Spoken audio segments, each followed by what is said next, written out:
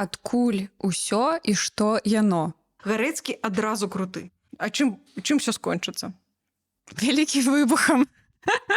Спасибо тебе, пищевая цепочка. І ты, як чытач, ужо ўсё ведаеш, але героі яшчэ гэтага не ведаюць. І ты такой: а я ведаю, што будзе далей, але як ты на гэта адрэагуеш? Ты па нядзелях у царкве, а ўвесь астатні час ты паханец. Апынуўся ў вадзе і думаеш, які стыль плавання табе сёння выбраць. Спіс на лета. Падкаст пра беларускую класіку, якую табе нарэшце захочацца прачытаць. Прывітанне, сябры! З вами Марина Козловская, выкладчыца літаратуры. І Дар'я Белькевіч, паэтка і арт-менеджерка. І сёння мы размаўляем пра Максіма Гарэцкага. Мая галоўная задача на гэты выпуск — не паблытаць Гарэцкага з Зарэцкім. Складана, трэба пастарацца. Увогуле, мне падаецца, Гарэцкі недаацэнены класік беларускай літаратуры, і многія не вельмі шмат пра яго ведаюць. Я вось спрабавала ўзгадаць штосьці з яго біяграфіі, акрамя таго, што ён быў рэпрэсаваны, і канкрэтнага такога нічога не ўзгадала. Можа, давай абмяркуем, што важна ведаць пра Гарэцкага, каб разумець яго як асобу, як аўтара. У савецкія часы вельмі дзіўна сфарміраваўся канон беларускай літаратуры. Была ў нас такая святая троіца, Купала, Колас, якія не адрозныя між сабой, Богданович. І Лупасін.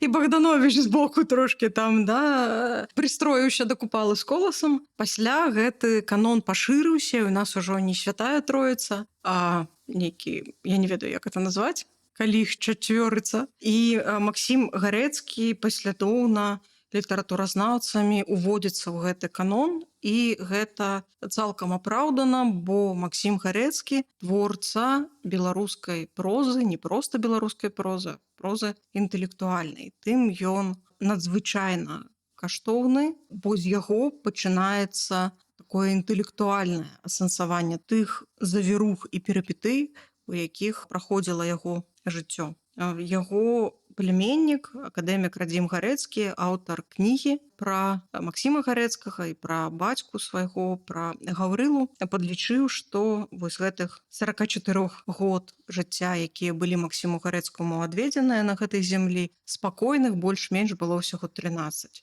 То бок все, што было напісана ва ўмовах, якія творчасці, мякка кажучы, не зусім пасавалі, альбо ў акопе, альбо турме, альбо у высылцы, бо все папандосы, якія здарыліся ў 20 стагоддзі, Всё Гарэцкі перажыў. Уласна, ён стваральнік беларускай інтэлектуальнай прозы, стваральнік беларускай ваеннай прозы, стваральнік беларускай дакументальнай прозы. Яго любімы жанр — гэта жанр хронікі, запісак.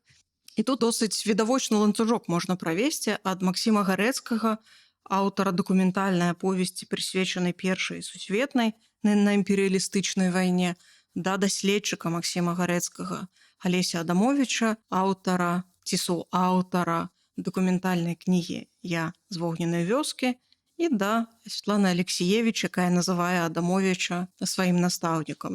Як бы два доціскі, такая пераемнасць атрымалася паміж імі. Это традыцыя літаратурнай называецца, і гэтая традыцыя нараджаецца з Максіма Гарэцкага. З жанру хронікі і з любові Гарэцкага да гісторыі нараджаецца гэты амбітны праект, які называўся «Камароўская хроніка». Ён з чаго сыходзіць? З таго, што беларусы, як вясковая нацыя, пазбаўленыя гісторыі. У нас няма гістарычнага мыслення, бо гістарычнае мысленне нараджаецца з сямейнай гісторыі, да пытання шляхты, калі ты можаш пабудаваць сваё родаводнае дрэва. Калі гісторыя не запісана, яе нібыта няма. Мы не можам казаць пра гісторыю краіны, калі ты ведаеш гісторыю сваёй сям'і на ўзроўні 2 пакаленняў. Пасля гэта ноунейм. Гэта людзі, якія там недзе растварыліся, якіх нібыта не было. І Гарэцкі першы, каму гэта прыходзіць у галаву, што для таго, каб пабудаваць нацыянальную свядомасць, мы мусім пачаць у сваёй сям'і. І ён хоча апісаць гісторыю сваёй сям'і, пачынаючы з 1772 года да нашых дзён. То бок хаця б на ўзроўні там 150 гадоў аднавіць, што да чаго было. Ён робіць розшукі розныя, ён размаўляе з людзьмі, ён там размаўляе са сваімі бацькамі, хто, дзе, як, для таго, каб пабудаваць для сябе гэтае у сваёй свядомасці гэтую гісторыю і вярнуць гэтую гісторыю на прыкладзе, да, стварыць гэтую мадэль, вярнуць гэтую гісторыю беларусам таксама. Ёсць чарнавікі, але ў лістах, якія ён піша з высылкі, ён увесь час гаворыць пра тое, што вот толькі б не дапісаць гэтую хроніку, толькі б дапісаць, усё будзе добра, вот, мне трэба дапісаць гэты тэкст. Гісторыя не дала яму такой магчымасці. Але гэтая ідэя, якая пасля ўзнікне ў галаве ў Чорнага, ўзнікне ў галаве ў Мележа, ў Караткевіча, яна нараджаецца ў беларускай літаратуры менавіта з Максіма Гарэцкага. Давай падсумуем. Атрымліваецца, Максім Гарэцкі трапіў у Першую сусветную вайну, ваяваў і нават быў узнагароджаны.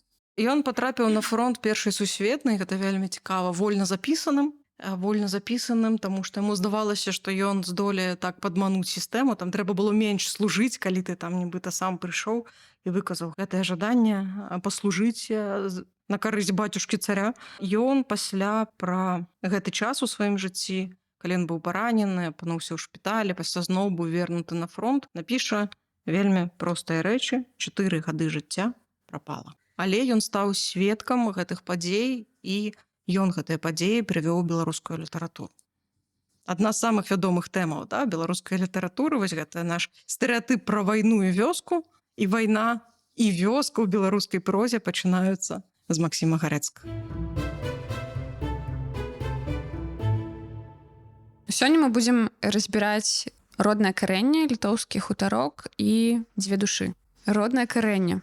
Такая назва цікавая. Я калі чытала гэты твор, то думала, што гэта добры падмурак для твора 2 душы. У тым плане, што Гарэцкі, вось прынамсі у гэтых творах, распавядае пра дваістасць беларускай нацыі, беларусаў, якая захоўваецца і зараз. І па сюжэце студэнт-медык атрымлівае ліст пра тое, што ў новай хаце бацькоў завялася нейкая чартаўшчына, штосьці там адбываецца такое містычнае, пры гэтым ён сам вучыцца і параўноўвае... Не проста вучыцца, ён медык, ён Так, рацыянальны. вельмі. І атрымліваецца, што ён як бы і бацькам, хоча даць веры, і пры гэтым апіраецца на навуку. І вось тут пачынаюцца гэты не то каб канфлікт, але спроба паразумецца ў гэтых 2 сусветах, які неяўны, нейкі містычны і навуковы, стабільны, рацыянальны.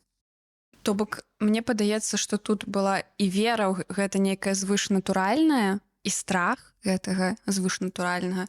І прытым была вера ў навуку і таксама страх перад навукай тых людзей, якія гэтую навуку не ведаюць. А звышнатуральна нешта містычнае, в прынцыпе, нельга спазнаць. І беларусы як бы балансуюць вось паміж гэтымі сусветамі, і я ведаю такіх людзей, якія ў панядзелях ходзяць у царкву, пры гэтым носяць чырвоныя нітачкі на руках і там плююць через плячо. У іх у галаве не ўзнікае пытанняў, чаму гэта спалучаецца. І мне падаецца, што гэта вельмі класны твор, які адлюстроўвае мяшанасць гэтых вер. Сінкрэтычнасцю вот гэтага беларускага мыслення. Так. Вот ты па нядзелях у царкве, а ўвесь астатні час ты паханец. Там сплюнуў праз плячо, нарабіў розных рытуалаў, ды ў царкве ты таксама такі фетышыст, да? Там вярбой пабілі, вадой пасвянцілі, і можна жыць далей. Што важнага ў гэтым апавяданні і, ў прынцыпе, у тым, што робіць у беларускай прозе Максім Гарэцкі. Ён у гэтую прозу прыводзіць абсалютна новага героя, больш за тое дае гэтаму герою імя, і ён з гэтым героем пражыве да канца жыцця. Завуць гэтага героя проста, гэта Лявон Задума. Ці ў апошніх тэкстах Лявоніус Задумекус. Лявон Задума сядзіць у акопе і піша запіскі на імперыялістычнай вайне. Такі герой-думальнік. І на прыкладзе гэтага героя ён нам паказвае, як адбывалася фарміраванне вось гэтай новай беларускай эліты. Пінская шляхта загінула. Да? Тое, што было элітай раней, загінула. Хто мусіць заняць гэтае месца? І Гарэцкі нам паказвае гэтага героя на прыкладзе Архіпа Лінкевіча. Яго першыя героі ягоных апавяданняў, яны вось такія інтэлігенцікі з народа. Сялянскія дзеці, якія прыехалі вучыцца ў горад. І ў горадзе яны не свае, А калі яны вяртаюцца дадому, то да іх родныя звяртаюцца паночак. І нібыта яны і тут не свае. Яны вяртаюцца ў вёску, як у апавяданні першым надрукаваным у Гарэцкага апавяданні ў лазні. І задаюцца гэтым жахлівым пытаннем, а страшнае, но роднае чым? Наколькі жахлівая, да? Вось гэтая беларуская вёска, наколькі страшная, беднае там гэтае жыццё. І вось з'яўляецца гэты герой дваісты. Можна я яшчэ дапоўню? Вось гэтую думку тваю пра не тое, не там, тое, што, карацей, што беларус, гнуткі чалавек, ён заўсёды дзесьці пасярэдзіне, і гэта трэба яму для таго, каб выжыць, але гэта той самы праклён, з-за якога яму прыходзіцца выжываць. Магчыма. Магчыма і так. Беларускую вось гэтую свядомасць і нашу дваістасць, якая на розных узроўнях выяўляецца ў Гарэцкага, ён першы фіксуе. Безумоўна, гэта дваістасць патрэбная для выжывання, але яна патрэбная і для псіхічнага здароўя, да? Бо яго герой спрабуе выбраць трэці шлях. Калі вяртацца да апавядання «Роднае карэнне», Архіп Лінкевіч, які медык, якому прыходзіць гэты ліст пра чартаўшчыну, ён жа едзе ў вёску для таго, каб паказаць бацькам, якія яны там дурні, да? І паказаць, што гэтага ірацыянальнага, гэтага містычнага боку няма. Праходзяць там 3 выпрабаванні. Гарэцкі яго як Фаўста спакушае там рознымі штукамі і прыходзіць да сумневу. Бо апавяданне гэтае заканчваецца тым, што Архіп вяртаецца ў горад, і ён едзе дзядзькам Яхімам, іх абкружаюць ваўкі, калі вось-вось смерць надыдзе, таму што цябе гэтая зграя разарве. А дзед яму кажа: я ведаю замову, яны не зачэпяць. Праўда, і калі не зачэпліваюць, гэта выпрабаванне ірацыянальным заканчваецца тым, што ўсё ламаецца ў сістэме. Да? Вот я бачыў на свае вочы, не зачэпяць, не зачапілі. І калі яму рацыянальна гэта тлумачыць, што ваўкі былі такія галодныя, што не маглі проста разявіць пашчу, ён адчувае расчараванне.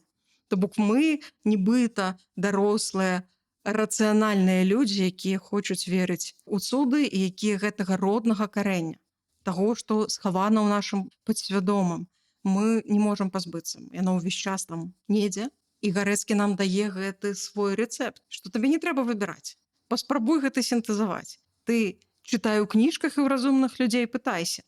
Паспрабуй вынайсці нейкі трэці шлях для таго, каб захаваць розум і цэласнасць натуры. Але ён фіксуе вот гэтую дыхатамію не толькі вёскі горада, але і рацыянальнага і рацыянальнага ў сваім тэксце. Это такая вельмі цікавая з'ява на той час у літаратуры, бо чым займаецца літаратура? Яна, як дзіцёнак у 5 класе, піша сачыненне, да, як я правёў лета, займаецца апісальніцтвам, а Гарэцкі займаецца аналітыкай. І рацыянальнага, і рацыянальнага. Мне спадабалася в гэтым тэксце пытанне Архіпа, якое ён сам сабе задаваў, адкуль усё і што яно. І я таксама загналася ў гэты момант, калі ён спрабаваў вось на гэтыя пытанні для сябе адказаць як бы з навукай, пасля з нейкай гэтай містыкай, гэтымі ведамі, якія па-за нашым разуменнем. І яшчэ момант, які мяне зачапіў і паказвае пэўным чынам характар беларусаў, гучыць так: яны спакойныя, яны ведаюць, што нячыстая сіла ёсць, але калі яна не дакучае, то ім дзела мала да яе. Вось гэта такая хатаскрайнасць, напэўна, тут падкрэслена. Мне здаецца, тут пра не будзі ліха больш. Не чапай д'ябла, і ён цябе не зачэпіць. Так ён ёсць, але навошта лезці на ражон? Это такая асцярожнасць нацыянальная, вельмі вялікая. А пытанне, якое ты згадваеш, гэта ключавое пытанне яго творчасці. Яго героі вось гэтых ранніх апавяданняў вельмі часта задаюцца гэтымі пытаннямі. Пра адкуль яно, што яно, а што будзе пасля смерці, да? І герой, малады герой Гарэцкага, ён увесь у гэтых пытаннях. Хаця, як медык, ён мусіць ведаць на гэтыя пытанні адказы. А што будзе пасля смерці? Дарэчы, дзед, які падвозіць яго ў канцы, распавядае яму гісторыю пра тое, што адбылося з адным злым панам пасля смерці, быццам бы ён бачыў прывід ягоны на могілках, а пасля яму растлумачылі, што гэта сабраўся там фосфар, які выпараецца праз пэўны час пасля пахавання, і ён прыняў гэта за прывід. І нават дзед ўжо са сваёй ментальнасцю старой, ён прымае гэты факт і вось дзеліцца з ім. І гэта таксама пра небезнадзейнасць. Дзед там не проста, ён у дамініканаў раней вучыўся, ён вучоны дзед, это ён дажывае так сваё жыццё, але там все не так проста. Пытанне, што нібы там ёсць на ўсё гэта рацыянальныя адказы, але чалавеку заўсёды мала гэтых рацыянальных адказаў. Бо пачуць у адказ, што будзе пасля смерці, спасибо тебе пищевая цепочка, да? Малавата. І тут мы бачым сутыкненне гэтага рэлігійнага погляду, бо рэлігія нараджаецца з гэтых пытанняў. Праўда, з таго, адкуль пачаўся свет, вось яно, адкуль яно. І любая рэлігія дае нам адказ на пытанне, што будзе пасля. Яна ж наша вялікая псіхатэрапія, якая ратуе нас ад страху смерці. Супакойся, маленькі, пасля нешта будзе. І навука, якая нам гаворыць, адкуль пачаўся свет, я не ведаю. З вялікага выбуху. А чым ўсё скончыцца? Вялікім выбухам. І аказваецца, што гэтага малавата для таго, каб жыць шчаслівае жыццё. Я знаю, жизнь вечная и точка. Спасибо тебе, пищевая цепочка. А літоўскі хутарок. Ён працягвае ідэю гэтай дваістасці ці штосьці новае з'яўляецца ў ідэях гэтага твора? З літоўскім хутарком адбываецца іншая трошкі гісторыя, бо карэнным чынам змяняецца жыццё Максіма Гарэцкага, бо ён прыйшоў у літаратуру ў 13-м годзе, ён пачынае друкавацца, ён улазіць адразу ва ўсе літаратурныя дыскусіі, у яго ёсць сваё бачанне задачы літаратуры, вот як ён, допустим, фармулюе для сябе гэтую задачу літаратуры, тэатра. Так? Мы пра тэатр размаўлялі, што ён найважнейшую тады адыгрывае ролю. Патрэбна паказаць з беларускай сцэны другім народам зямным, што за народ такі ёсць беларусы, что маюць яны не толькі очень смешные анекдоты и весьма странные суеверия. Это вот наша репутация. Очень смешные анекдоты и весьма странные суеверия. А і нешта палепш ад жарту і забабонаў. Нешта гэткае, перад чым прыемна адчыніцца агульналюдская скарбніца векавечных здабыткаў культуры і цывілізацыі. Ён пачатковец, дэбютант, меряе сябе не больш, не менш скарбніцай здабыткаў культуры і цывілізацыі. Малайчына, што тут скажаш? Безумоўна, вялікая класная амбіцыя ў чалавека ёсць. У 14-м годзе выходзіць зборнік «Ру». Не здавалася б, ты дэбютаваў, ты малайчына. Это першы зборнік беларускай прозы, за які мне асабіста не сорамна. Яго можна чытаць, пад рознымі разглядаць прызмамі розных ізмаў, імпрэсіянізмаў, экспрэсіянізмаў. І там ёсць што рабіць. Там не трэба рабіць гэтых частых беларускіх агаворак, што это ж па-беларуску напісана, давайте гэта любіць апрыёры. Гарэцкі адразу круты. І ў 14-м годзе гэта ўсё перакрэслена, калі ён апынаецца у акопах Першай сусветнай і як чалавек з відавочным гуманістычным светапоглядам, пастаўлены ў такую сітуацыю, пачынае для сябе гэта фіксаваць, проста каб не паехаць дахам. І ён прыводзіць у беларускую літаратуру гэтую ваенную тэму і прыводзіць яе ўжо на вельмі якасным мастацкім узроўні. Давай пагаворым пра літоўскі хутарок. Навошта яму хутарок у гэтым апавяданні? Чаму хутарок? Шчыра кажучы, калі я дачытала, у мяне нават было такое адчуванне, што літоўскі хутарок гэта проста назва Беларусі ўсёй. Думаеш, не? Это будзе ў іншых ягоных ваенных апавяданнях. Тут рэальна літоўскі хутарок, бо яго героі літоўцы, яны гавораць па-літоўску, ён гэта спрабуе імітаваць, у іх літоўскія імёны, то бок тут няма ніякіх намёкаў на тое, што гэта беларусы. То бок метафоры ён такую не ўкладаў. Не, яму патрэбна гэта ўся гісторыя для іншага. Вот ёсць гэты хутарок. Чым хутарок ад вёскі адрозніваецца? Што ён далёка ад усіх і там жыве пэўная сям'я асобна. Праўда, і гэта сям'я, вот яна мікрамадэль сусвету. І хутарок гэта мікрамадэль сусвету, Это гісторыя, якую паўторыць пасля быкаў у знаку бяды. І ён нам паказвае, у якую проста жахлівую катастрафічную сітуацыю праз незразумела, што трапляюць героі Гарэцкага. З аднаго боку яны мірныя людзі, сяляне. Яны мірнае насельніцтва, яны не павінны нібыта патрапіць пад раздачу. З іншага боку яны літоўцы. Чаму яны не беларусы? Чаму ён такім чынам рэалізуе гэтую сваю мастацкую задачу? Увесь час падкрэсліваючы, што яны літоўцы. Не ведаю, вось я пра гэта не думала. А вельмі забаўна, да? Вся гэтая гісторыя пачынаецца. Тут стаяць рускія войскі. Маладыя хлопцы, яны заляцаюцца да дзяўчат. І для таго, каб схіліць дзяўчат на свой бок, кажуць, што вот прыйдзе прус, забярэ вас. І дзяўчаты адказваюць. Ну, што прусы? Яны прыгожыя хлопцы. Бо аднолькава, што прусы, што рускія для іх чужыя. Это людзі, якім вельмі складана сябе атаясаміць з рускімі. Рускія для іх не нашы рэлігійна. І Гарэцкі ўвесь час падкрэслівае там каталіцкасць гэтай сям'і. Там ёсць ксёндз, да? І вакол касцёла гэтая гісторыя арганізаваная. Яны не нашы па мове, бо літоўцу вельмі складана даказаць, што літоўская мова сапсаваная руская, правда? З беларусам у гэтым плане значна лягчэй. То бок ён падкрэслівае вось гэтую чужасць сітуацыі. Ёсць гэтая сям'я на чужой вайне, якая проста патрапіла ў гэтую дзірку цывілізацыйную.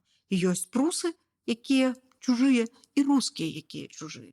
І Гарэцкі нам паказвае, як вельмі кінематаграфічна. Гэта вельмі кінематаграфічнае апавяданне. Дарэчы, я хацела заўважыць увогуле, што ўсё, што я паспела прачытаць, яно вельмі кінематаграфічна, просто адразу зараз бяры, асабліва дзве душы. Я думаю, я там яшчэ прывяду всякія параўнанні і адсылачкі. Ну, вот, бяры і здыма кіно. Ну, ён просто прапісвае сцэны. Сцэна. Прыйшлі рускія, і яны ўспрымаюцца нібыта як частка твайго свету, бо іх кормяць, за гэта не бяруць грошай, з імі жартуюць, але і гэты сусвет, вось гэты мікракосмас пачынаюць разбіраць рускія. Заўважыла ў гэтым апавяданні, што гэта адбываецца. Так, яны там пачалі выламваць нейкія дошкі, каб свае акопы падтрымаць, і што? І руйнаванне гэтага свету пачынаецца нібыта рукамі, ну, вось, тых, каго ты учора лічыў сваімі.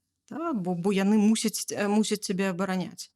Пасля на месца гэтых рускіх прыходзяць прусы, і ён таксама выключна апісвае гэтую сцэну. Калі ў хату гэтую літоўскую прыходзяць людзі цывілізацыі, якая мусіць нас пахваліць, і ёсць гэтая дзяўчына, даліце кофе. І вот ты нібыта ў сваёй хаце, і ў нейкі момант ты апынаешся у ролі дзяўчына, эй, чалавек, водочки налей, а пасля няма фашызму. Яшчэ нічога не адбылося. Это просто да таго, наколькі ў Гарэцкага настроенае вока, наколькі ён выключны ў заўважанні рэчаў. Яны абмяркоўваюць прусы дзяўчат, дочак галоўнага героя. О, тут нам будзе паны нядрэнна, бруднавата, ды што зробіш? Ды і наконт дзяўчонак надта ж ладна. Дзівіцеся, што за матэрыял. Дзеля паляпшэння заняпалых народаў і дзеля найлепшага прывіцця вышэй нашай культуры фізічным шляхам. Ой, на гэтых словах мне хацелася ўвогуле закрыць і не чытаць. Але калі я пачынала чытаць, і вось там якая сям'я, што ёсць дочкі, што вось вайна, ну я ўжо прыкладна разумела, чым усё скончыцца, так, в прынцыпе, яно і скончылася. Гвалтам, разбурэннем. І што мяне, як сучаснага чалавека, ў гэтым сім моцна зачапіла, што калі ў іх быў шанец уцячы, яны ўсё роўна вярнуліся. Што яны вельмі моцна былі зачэпленыя вот гэтым сваім родным карэннем да гэтага месца, да свайго дома, да сваёй зямлі, і не ўяўлялі, што можна, трэба уцякчы, дзесьці наноў жыць, і не ўяўлялі маштабаў трагедыі, якая здарыцца з імі ўсімі. Ну, гэта маленькія людзі, якія патрапілі ў гістарычны час, а гэтага не выбіралі.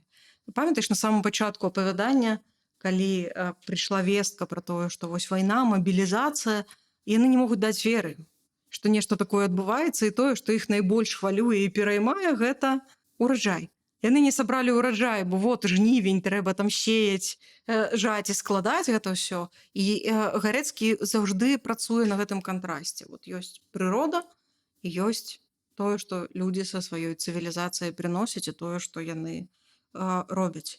І вот ёсць некалькі сцэн. Рускія, прусы, прыходзяць рускія, і мы можам проста параўнаць. Там няма ніякага маралізатарства, праўда? Вот жылі людзі сваім простым жыццём. Нікога не чапалі, вырошчвалі хлеб, то бок яны нараджалі, яны прымушалі прыроду нараджаць кожны дзень. І мы бачым разбураную хату, непахаванага сабаку там застрэленага, бо ўсё, ты страціў кантроль над гэтай тэрыторыяй. У цябе быў дом, і гэты дом, хутарок гэты, перастаў быць домам. Ёсць стары, які не здолеў абараніць сваіх дочак. Ёсць маці, якая трымае ліст ад параненага сына, які быў паранены на чужой вайне. Ён не пры справах, чаму ён павінен впісвацца за адну ці за другую імперію. І на гэтым фоне ён малюе вельмі такую кінематаграфічную сцэнку, так? Крыжы на полі. Крыжы на полі, на краях лесу, ля дарогі за канаваю. Змывае дождж слабыя карандашныя надпісы. Тутака пакояцца рускія воіны, забітыя пры здабыванні месца С 4 жніўня 14 года. Відавочна, у адной магіле пахаваны і немцы, бо на адной з іх стаіць другі крыж з надпісам.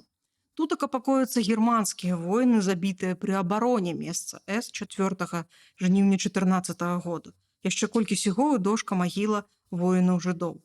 Іншыя крыжы са звязаных кіёчкаў ўжо пахіліліся і ўжо борза заваляцца, і згубіцца месца апошняга супакаення воіна. Ідзе дождж, смываюцца гэтыя надпісы, абсалютна незразумела навошта. Всё гэта было, калі вот учора яны жартавалі з сваімі дочкамі, а сёння ты як дровы, ён апісвае гэты пахавальны абрад, кідаеш іх у брацкую магілу. І мы прызвычаіліся пра гэта чытаць у Рэмарка і чытаць у Барбюса ці у Хемінгуэя. Я, дарэчы, параўноўвала крышачку з Рэмаркам. Вось гэта наша страчанае пакаленне, і яно напісанае без ніякіх уплываў. Яно напісанае раней, але вот з такой же перспектывы. То бок мы привыкли, што мы мусім мерыць себе чужым уровнем, да? Вот мы ходзім з гэтым роўнем і думаем, дараслі мы ці не. Но пытанне, што Гарэцкі эту гісторыю пачаў. І гэта каштоўна, выключна, ніколі б не падумала, што гэта стане нанова актуальным, але цяпер мы можам ужо з іншым вопытам і з іншай перспектывы чытаць гэтае апавяданне. Ён пра гэта ніколі не пісаў. Ён пачатковец, ён чалавек, які другі год у жыцці гэтым займаецца.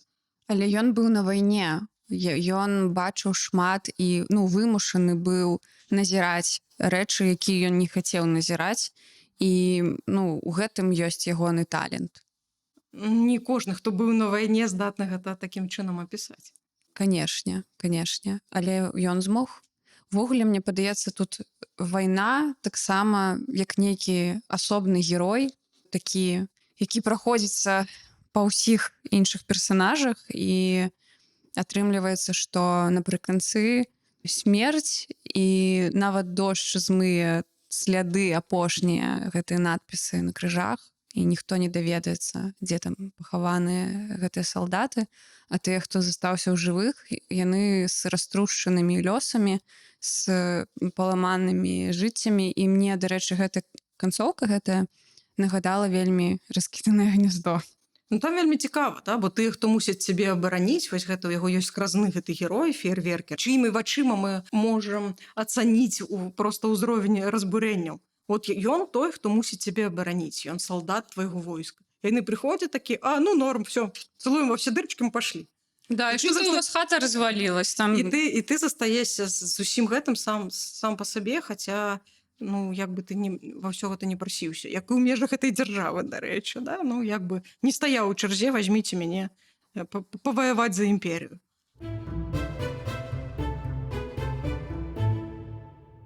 Дарэчы, у «Дзве душы» таксама крыху закранаецца тэма вайны, але ўжо яе наступствы для асобнага чалавека, галоўнага героя Ігната Абдзіраловіча у «Дзве душы». Як ты думаеш, якое месца займае твор «Дзве душы» ў беларускай літаратуры? Гэта твор вернутай літаратуры, і вялікая колькасць Беларусаў ніколі не чулі гэтую назву, бо твор гэты, як і ягоны расстраляны аўтар, быў наўпрост выкрэслены з гісторыі літаратуры на некалькі дзесяцігоддзяў, але твор гэты важны тым, што ён у прынцыпе у беларускую літаратуру ўводзіць гэтую тэму. Зрэшты, як і тэму ваенную, да? Бо калі мы разважаем пра ваенную літаратуру, мы звычайна разважаем пра літаратуру часоў Вялікай Айчыннай, і гісторыя першай сусветнай, якая шмат на каго паўплывала, якая абсалютна змяніла аблічча Беларусі, былі гэты мільёны бежанцаў, бо была разбураная эканоміка, бо мы мусілі зноў все нанова, да? Все будаваць нанова. Яна для нас апынулася нейкай невядомай вайной. Бо калі мы гаворым пра вайну, аўтаматычна ўсплывае Вялікая Айчынная, нават не другая сусветная. А вось тая трагедыя, яна засталася па-за. Як і зрэшты падзеі рэвалюцыі, да якой гэтая вайна прывяла, бо гэта гісторыя ўзаемазвязаная, так? Гэта гістарычныя працэсы, узаемаабумоўленыя, на якія мы спрабуем заўжды глядзець з пазіцыі чужой літаратуры. Бо калі табе трэба назваць які-небудзь тэкст, прысвечаны падзеям 17-го года, што ўсплыве ў памяці? Ну, вот так вот сходу нават і не скажу. Ну, якая-небудзь белая гвардыя, правда, Булгакаў, там вот усе гэта пасля сабачае сэрца і вот гэтыя вот рэчы. Але пры гэтым, ну, гэта не наша перспектыва. Ну так, абсалютна. А Гарэцкі спрабуе паглядзець на тое, што адбылося з нашай перспектывы.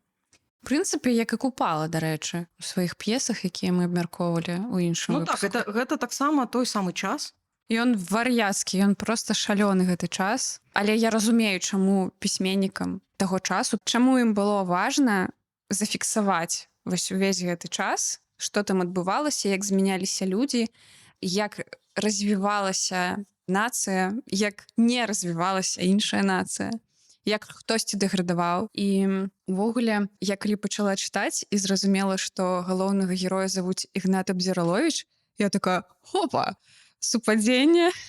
І ну, пасля я, канешне, пачытала, што вось Ігнат Канчэўскі, які напісаў «Адвечным шляхам», ён прачытаў Гарэцкага і ўзяў сабе такі псеўданім. І я нават, прачытаўшы гэтыя творы Гарэцкага, мне падалося, што Ігнат Канчэўскі, ён жа Абдзіраловіч, які аўтар, а не персанаж, ён проста сваю ту ліючуюся форму, ён узяў крыху з Гарэцкага.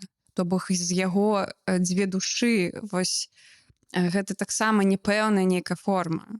Прытым, што там калі-нікалі будзе яшчэ 3 душы і болей. Вось. Абсалютна з табой пагаджуся, што гэта надзвычай важна пра час, які ўсё змяніў. І які вельмі мала ў літаратуры прадстаўлены, больш за тое гэта важна, таму што гэта ўсё знутры. Тут няма гістарычнай перспектывы. Ён у гэтым жыве, і ён гэта фіксуе так, як яно вот там у гэты самы час адчувалася. Не праз 40 гадоў, калі ты ведаеш, хто пераможа, і 30 разоў падумаеш, напісаць пра гэта ці не. Ён гэта фіксуе знутры вось гэтай сітуацыі, спрабуючы патлумачыць, а чаму не атрымалася у нас. І ці магло атрымацца ў тых умовах, якія ён апісвае. З вось гэтым героем. Бо Абдзіраловіч, ён павук, які ў павуцінні гэтых ідэй. О, можна я тады тут скажу пра кінематаграфічнасці супергерояў? Калі ты сказала пра павука, хаця у мяне ўзнікла параўнанне не з Чалавекам-паўком, а з Бэтменам.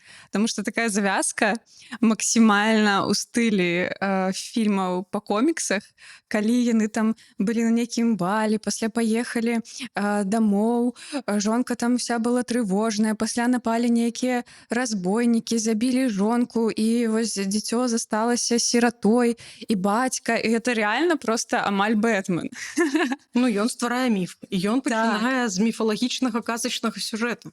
І мне вельмі, дарэчы, спадабалася яго стаўленне да чытача на працягу ўсёй вось гэтай кнігі у тым плане, што ён чытачу як бы ўсё распавядае. Кажу, ну вось, так, маці памерла, пасля няня памяняла дзяцей, і пасля там яшчэ штосьці ён распавядае, нейкія таямніцы, і ты як чытач ужо ўсё ведаеш, але герой яшчэ гэтага не ведаюць. І ты такой: я ведаю, што будзе далей, але як ты на гэта адрэагуеш? І мне падаецца, вось так у сучаснай прозе не прынята рабіць, то бок будуць трымаць гэты аўтары інтрыгу там да самага ўжо канца, каб ты там уже звёўся і не ведаў, што там будзе далей. А вось гэта больш, мне падаецца, псіхалагічна раскрывае герояў, і ну увогуле такое чытанне літаратуры вось такім прыёмам мне падалося больш прыемным, чым вось трыманнем інтрыгі. І пры гэтым ён развівае вось свайго Лявона задуму, Які з недапісанага твора, так? ну ён і ў дапісаных творах ёсць, гэта просто тыпаж героя думальніка, і ставіць гэтага думальніка, рэфлексоўнага героя такі Гамлет беларускага часу, да? Беларускага бясчасця, як бы сказаў Купала, і безгалоўя у экстрэмальную сітуацыю. Паспрабуй зрабіць выбар. Больш за тое, гэты выбар трэба рабіць, ён нам акрэслівае гэтыя партыі, да? Вот здарылася рэвалюцыя, бо асноўнае дзеянне гэтага тэксту паміж першай і другой рэвалюцыямі, паміж лютаўскай і кастрычніцкай 17-го года. Хто змагаецца за ўладу? Вот все, царызму няма. І ён нам выпісвае паслядоўна гэтых людзей. Вот ёсць белыя, і мы бачым князя Гальшанскага, які там смачна есці гэтага парсюка ў вагоне, да? Калі Абдзіраловіч галодны салдацік, які едзе з фронта, яму страшна хочацца есці, але побач з ім князь, які там жарэ гэтага парсюка і прычмоквае.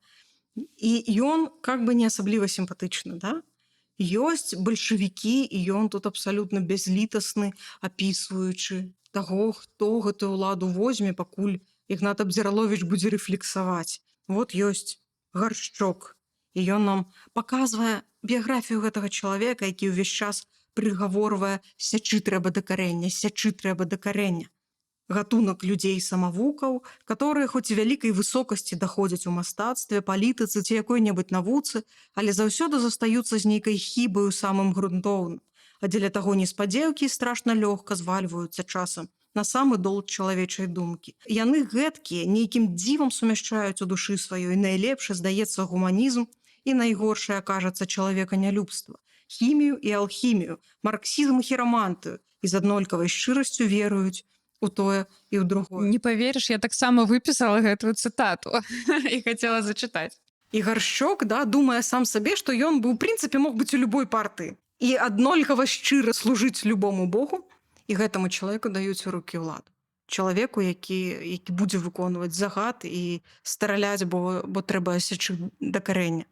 І на фоне вось гэтых, гатовых сячы да карэння з двух бакоў, мы маем трэцюю сілу, якая па-за беларускай літаратурай нідзе не будзе апісана. Гэта беларускія адраджэнцы. Вось ёсць Мікола, ёсць Іра, ёсць Сухавей, якія чым займаюцца? Вершы чытаюць. З Мітрака Бядулю, верш на смерць Богдановича. То бок у цябе падгарае адно месца. І адзінае, што ты можаш прапанаваць у якасці альтэрнатывы, абазваць усіх вакол рэнегатамі і чытаць Максіма Богдановича. Хочацца ўпісвацца за гэтую партыю? Ну, як бы не асабліва. І ў цэнтры ўсяго герой двухдушны, нібыта селяніны, нібыта пана, пасля аказваецца, што ўсё пераблытана, нібыта беларус, але ён гаворыць: мая бацькаўшчына ўся Расія, нібыта рускамоўны, але пасля ўзгадвае, што да школы ён быў беларускамоўным, нібыта можа выбраць паміж імі ўсімі, але ён занадта рэфлексоўны, занадта глыбокі для таго, каб выбіраць. І ён нібыта гуманіст, але пры гэтым хочацца там выспятка некаму выпісаць, да? І пакуль ён думае, все гэта забіраецца іншымі, тымі, хто не думаў, а дзейнічаў.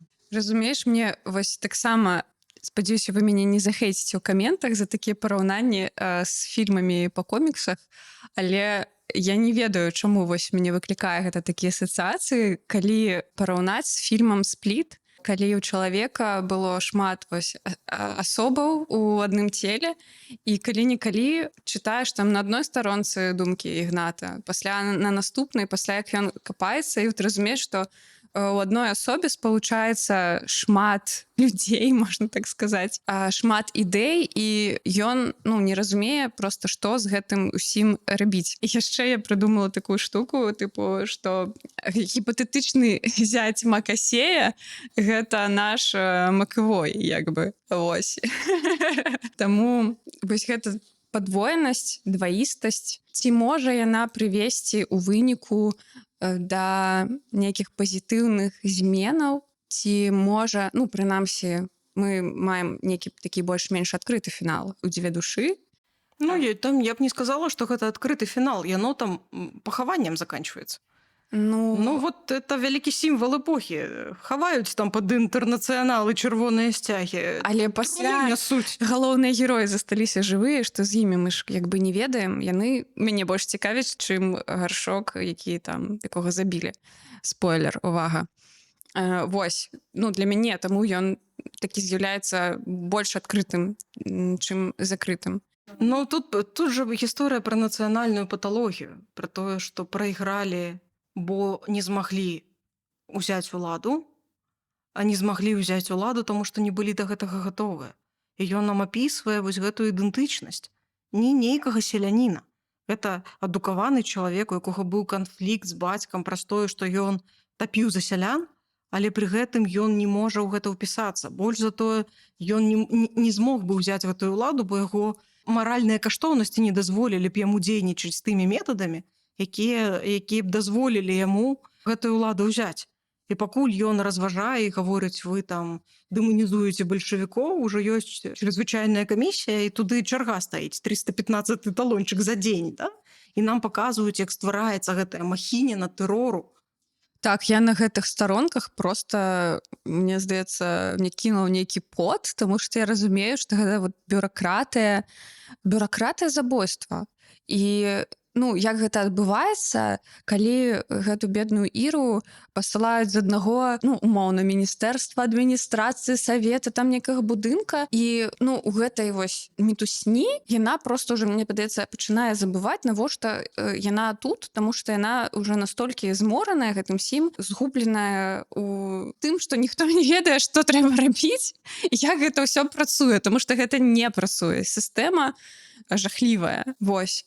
Сістэма працуе на тое, каб немагчыма было абараніць. Твае намаганні сыходзяць на настаянне ў чэргах, і ты нічога пры гэтым не можаш змяніць. Атрымалася, што так. І вот у нас ёсць гэтая сістэма, якая не цураецца таго, каб знішчаць сваіх апанентаў з аднаго боку, і чалавек занадта заглыблены ў рэфлексію для таго, каб нешта гэтай сістэме супрацьпаставіць. Бо ён не разабраўся ў сваёй уласнай ідэнтычнасці. Ён не ведае ўвогуле, за што тапіць, просто таму, што ён, як пасля цудоўным чынам апіша Ігнат Канчэўскі ў адвечным шляхам. Ён вось апынуўся ў гэтай дзірцы паміж цывілізацыямі. І мне падаецца, што насамрэч для героя грэцкага і, ў прынцыпе, для беларусаў, не ведаю, як сучасных, але, напэўна, таксама, што это чорнае і белае, калі ёсць нейкі такі падвоены выбар, гэта проста нам не падыходзіць. Мы вось заўжды дзесьці у шэрым спектры, то бок нам трэба нейкае іншае рашэнне. Там выбіраць паміж камунізмам і імперыялізмам, куды? Беларусам як бы не тое. Але пры гэтым яны яшчэ не гатовыя выбраць беларускае. Яно для іх не канкурэнтна здольнае. І ты апынаешся проста ў сітуацыі, калі ў цябе нібыта ёсць выбар, але выбару насамрэч няма. А трэцяе, сам ты для сябе пакуль што не гатовы і не можаш прыдумаць і пайсці на гэта. І каштоўнасць Гарэцкага ў тым, што ён першы гэта фіксуе. Першы да гэтага дадумваецца.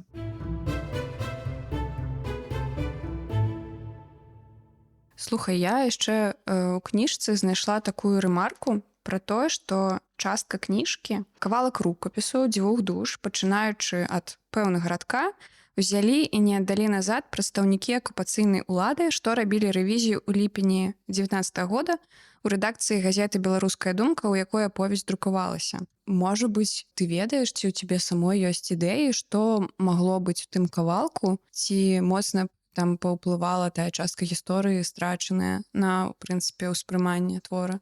Не маю ніякага паняцця, што было ў кавалку, который забралі Палякі, мяркуючы па ўсім, калі гэта 19 год. Ёсць увогуле версія, што «Дзве душы» гэта не дапісаны тэкст, але мне здаецца, што Гарэцкі ў гэтым тэксце сказаў ўсё, што мусіў. То бок там цалкам сфарміраваная і ідэя, і вобраз будучыні. Мне таксама падаецца, Псаваць. да, што ён дастаткова дапісаны. Адзінае, што вось мне крыху былі незразумелыя матывы Гарэшка, які Гарэлік, чаму ён усё ж такі забіў Гаршка. Да, спойлер нумар 2, напэўна, тут уже будзе. Таму што там ён расказвае Ігнату гісторыю пра Малодога матросіка. Да, што гэта быццам бы яго брат, і што па сэнсе зразумела, што гэтага брата быццам бы забіў Гаршок, там замучыў. Ну, не Гаршок яго забіў, яго забілі бальшавікі. І мы гаворым тут пра момант, калі вступае ў сілу класавае мысленне. Калі ты ўспрымаеш чалавека як частку нейкага класа, як прадстаўніка нейкага класа, і трэба знішчыць кулакоў як клас, і ты не зважаеш на нейкія. Ну, то бок для таго, каб гэта зрабіць, ты пазбаўляеш чалавека індывідуальнасці. І ён забівае Гаршка проста таму, што той бальшавік. Таму што ён дзейнічае тымі самымі метадамі, і гэтыя метады Гарэцкі апісвае. Да, гэтае забойства, калі вот адзін брат піша маці ліст, што мяне зараз заб'юць, а другога ў яго на вачах забіваюць. І ён гэта фіксуе. Тыя метады, якімі дзейнічае. Пытанне, што у адказ на чырвоны тэрор пачынаецца белы тэрор, а тэрор не скіраваны на тое, каб бачыць у чалавека асобу. І мы бачым вот тут праявы гэтай класавай нянавісці. Я не магу ў табе ўбачыць чалавека, таму што ты бальшавік, белы, дваранін і гэтак далей. Ну, вот это вот прычыны, да, той разні, якая пачнецца і унутры якой будзе пісаць гэта Гарэцкі. Я думаю, што тым, хто нарадзіўся ў Магілёве ці жыў там нейкі пэўны час, будзе прыемна прачытаць гэты твор, таму што ў некаторых момантах там узгадваецца горад, нейкія ягоныя мясціны з такой вялікай, як мне падалося, як я гэта магла адчуць, вялікай пяшотай, любоўю, уважлівасцю. Таму калі у вас ёсць нейкая ностальгія па Магілёву, я вам вельмі раю прачытаць гэты твор. Апрача ўсяго іншага, там найцудоўнейшая беларуская мова. І калі хочацца пацягнуць слоўнікавы запас і трошкі падвучыць мову, Гарэцкі аўтар, у якога вучыліся іншыя беларускія пісьменнікі. Напрыклад, адзін з улюбёнейшых аўтараў Міхася Стральцова. Ведаеш, у яго такая мова і такі стыль, што я не прапусціла ніводнага апісання прыроды, ніводнага там філасофска-прыроднага такога разважання. І мне гэта ўсё вельмі падабаецца, включаецца нейкая такая медытатыўная плынь, і я з вялікім задавальненнем прачытала «Дзве душы» вось у дарослым узросце, таму што са школьнай праграмы я нічога не памятала пра гэты твор. Таму што гэта не было. Ну, вось.